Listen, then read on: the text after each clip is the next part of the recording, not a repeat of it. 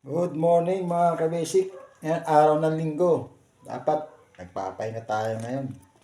At medyo, alam mo na, kaso hindi. Mayroon tayong kapatid na nag-request sa atin na may problema sa kanilang bahay. Ayan, yung kanilang mall puro crack. Yan ba yung una natin ginawa dyan? Tiniktikan natin. Hindi naman siya kapak eh. Nagkaroon lang talaga siya ng crack. Yan, tiniktikan natin para pag may nasilya pumasok dun sa loob.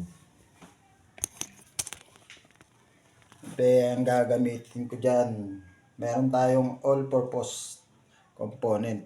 Siyempre gawang Bostik yan mga kabasic. A and B yan. Paghahaluin nyo lang yan mga kabasic. Yan yung pangmamasilya natin sa crack bago natin tatakpan ng boral para madali siyang matakpan ng pintura. Yun. Gawin na natin. Magtitimpla na tayo kabasic. Kailangan pa nagtimpla tayo kabasic. Bawat isang tulad netong B at A na epoxy, kailangan may pareho sila. Magkaiwalay ang kanilang stick. Yung pang ano natin, pantimpla yan. So, tayo siyempre.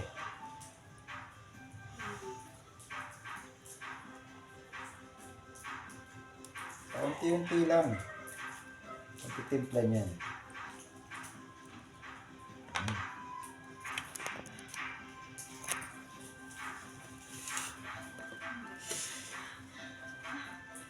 Maglalagay naman tayo ng A. Siyempre, gawang Bostik yan mga kabasic.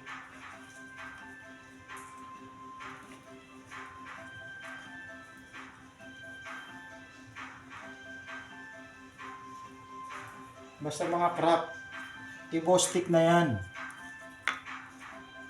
Huwag lang yung ibang crack ha.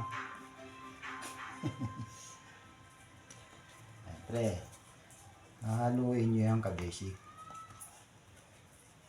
Doon sa mga, siyempre doon sa iba, basic na lang to.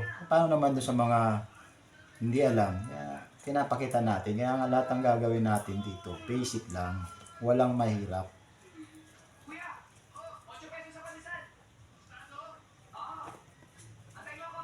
Kailangan i-mix nyo lang.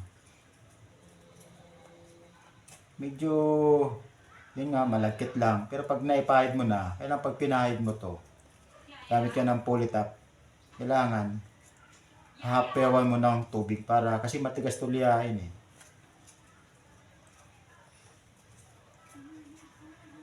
Ganyan lang mga kabasic.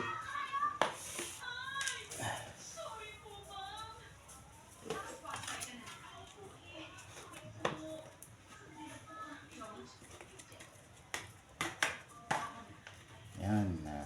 Kuha tayo ng paleta, siyempre.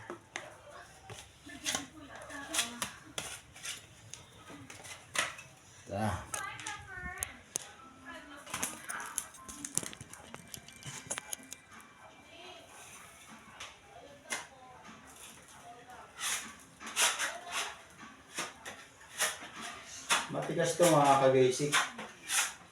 Ang kailangan, huwag nyo makalat. Kanya pag napairan nyo na,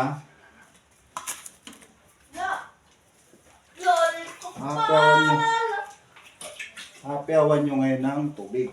Para, yan.